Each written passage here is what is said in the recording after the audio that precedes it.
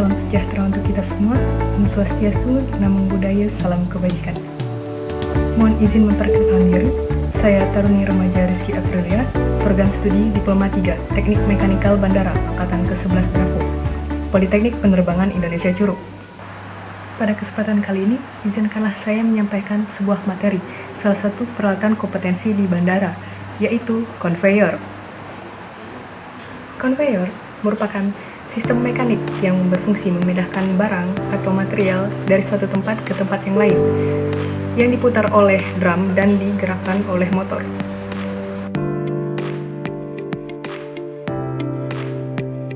Yang pertama yaitu belt conveyor. Belt conveyor merupakan belt yang menggunakan sabuk sebagai penghantar muatannya. Material-materialnya itu biasanya terdiri dari unit load atau bulk material secara mendatar ataupun miring. Nah, unit load yang dimaksud ini yaitu barang yang bisa dihitung per satu satuannya, seperti kotak, balok, dan lain-lainnya. Dan yang dimaksud dengan bulk material yaitu material yang seperti pasir atau semen dan lain-lainnya yang berbentuk butiran. Selanjutnya adalah gravity roller conveyor. Conveyor ini memiliki fungsi memindahkan barang dari satu tempat ke tempat yang lain dengan menggunakan roller gravity. Kemudian yang ketiga yaitu wire mesh conveyor. Wire mesh conveyor ini memiliki belt yang terbuat dari besi, logam, dan baja yang menyerupai kawat. Memiliki fungsi yang sama yaitu menghantarkan barang dari satu tempat ke tempat yang lainnya. Selanjutnya yang keempat yaitu plastic belt conveyor. Plastic belt conveyor ini memiliki belt yang terbuat dari plastik. Sama seperti fungsi conveyor pada umumnya, yaitu memindahkan barang dari suatu tempat ke tempat yang lainnya.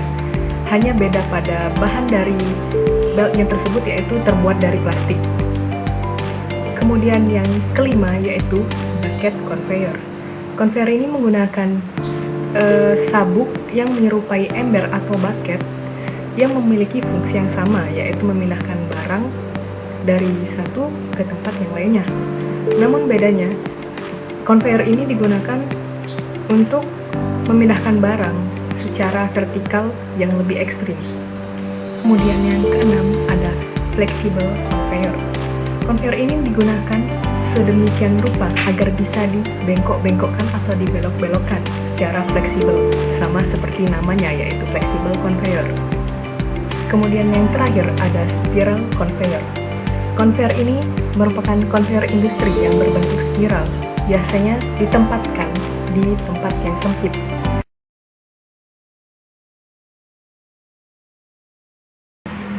Selain jenis-jenis yang sudah saya sebutkan tadi, ada juga beberapa bagian dari conveyor pada umumnya. Yang pertama, head pulley. Head pulley pada belt conveyor dapat juga dikatakan sebagai pulley penggerak dari sistem belt conveyor. Head pulley juga dapat dikatakan sebagai titik di mana material akan dicurahkan untuk dikirim ke belt conveyor selanjutnya. Yang kedua, tail pulley. Tail pulley merupakan pulley yang terletak di belakang dari sistem conveyor, di mana pulley ini merupakan tempat jatuhnya material untuk dibawa ke bagian depan dari conveyor. Konstruksinya sama dengan head pulley, namun tidak dilengkapi penggerak. Yang ketiga, take-up pulley. Take-up pulley adalah perangkat yang mengencangkan belt yang kendur dan memberikan tegangan pada belt pada start awal. Yang keempat, snoop pulley. Snoop pulley berfungsi untuk menjaga keseimbangan tegangan pada drive pulley. Yang kelima, bend pulley. Bend pulley berfungsi sebagai penjaga kencangan belt sebelum gravity take off. Yang keenam, belt. Belt bisa diartikan sebagai sabuk yang dipasang memanjang sepanjang alat conveyor. Bagian ini berfungsi membawa material yang diangkut. Belt bergerak dan dengan demikian membawa material menuju ke tempat yang seharusnya dipindahkan. 7. Idler. Idler adalah penyangga atau penahan belt. Berdasarkan letak dan fungsinya, ada beberapa macam idler. Pertama, idler atas, berfungsi menahan belt bermuatan.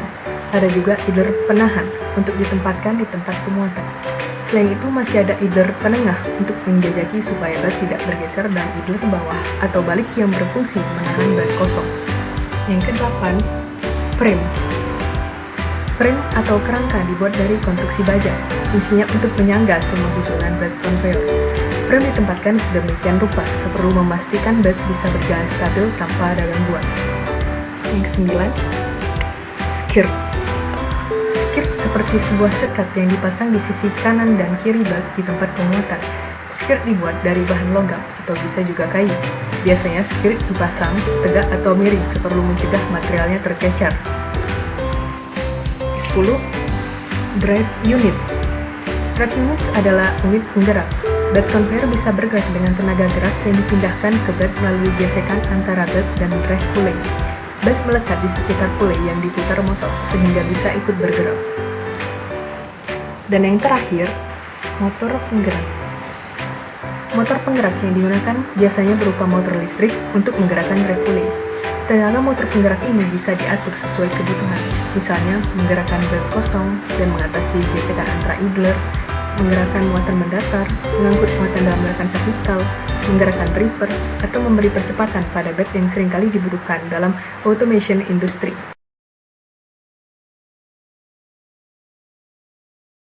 Pada umumnya, bed conveyor terdiri dari kerangka, frame, dua buah pulley yaitu pulley penggerak atau driving pulley pada head end dan pulley pembalik atau take up pulley pada tail end, sabuk lingkar, idler atas dan bawah, unit penggerak, cawan pengisi yang dipasang di atas conveyor, saluran buang, dan kompresi belt atau bed cleaner yang biasanya dipasang dekat head pulley. Putaran poros pada motor ditransmisikan ke drive roller melalui sistem transmisi yang telah dirancang khusus untuk sistem roller conveyor. Drive yang terpasang sistem transmisi tersebut ikut berputar karena daya yang disalurkan oleh sistem transmisi. Drive mentransmisikan putaran roller ke roller dengan transmisi rantai. Antar roller diberi jalur transmisi yang sama dengan perbandingan transmisi 1:1, sehingga putaran antar roller mempunyai kecepatan yang sama.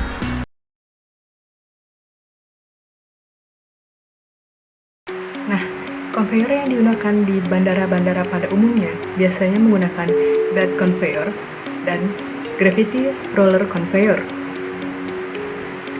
Ada 3 macam conveyor yang biasa digunakan di bandara.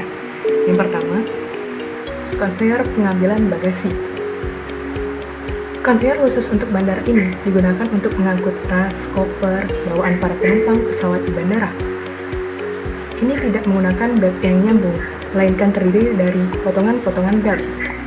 Kelebihan yang dimiliki oleh bed model ini adalah bisa berjalan meskipun berputar secara horizontal, sehingga bisa berbentuk berbelok-belok seperti cacing mengikuti konstruksi bandara itu sendiri. Yang kedua adalah conveyor untuk X-ray.